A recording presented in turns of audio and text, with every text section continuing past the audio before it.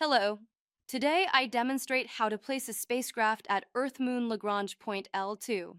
The Earth-Moon 2 body system has 5 Lagrange points where the gravitational fields and inertial effects cancel. I show these in the image on your left. If a spacecraft is placed at any of these points, it will, theoretically, stay there without thrusting to maintain the position. However, only 2 of these points are stable, meaning that any error in placement of the spacecraft will not cause the spacecraft to wander away. Another issue is that, since the Moon's orbit is not a constant distance from Earth, all these Lagrange points move around slightly relative to the Earth-Moon system.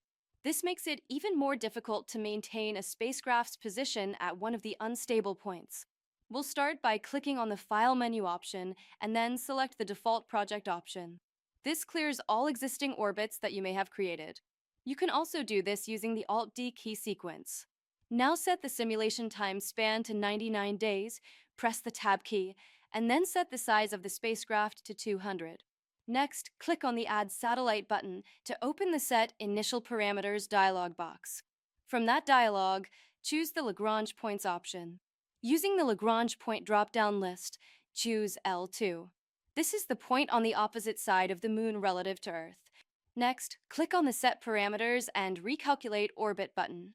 The dialog box will close and you'll be returned to the main window. Calculating a 99-day mission could take a few seconds, so be patient. While the orbit is being calculated, go to the camera settings and set the looking at and rotation point options to Earth. Also, set the viewing from option 2, not controlled. Now use the mouse to move the camera out so you can see the entire lunar orbit. Also rotate the camera's position so you can see the lunar orbit from above. Note that the spacecraft does not stay at L2. It loops around the Moon several times before falling into a lower orbit around Earth, or it gets ejected into deep space. The final trajectory depends on the start date of the simulation. Later, you may try other dates to see a variety of final trajectories. Just remember to delete the spacecraft before changing the start date. Then, add the spacecraft again. Now, unclick the Sun has Pull on Satellites checkbox and recalculate the orbit. Note the difference in the final trajectory. Staying at L2 will require occasional rocket burns. You can do this yourself using long-duration accelerations or delta Vs. Thank you for watching this video, and we hope you enjoyed it.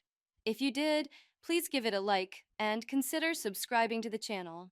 We will be producing new content all the time, so it is also worth hitting the notification bell. We would love your feedback, so leave a comment in the comments section. Until the next time, goodbye.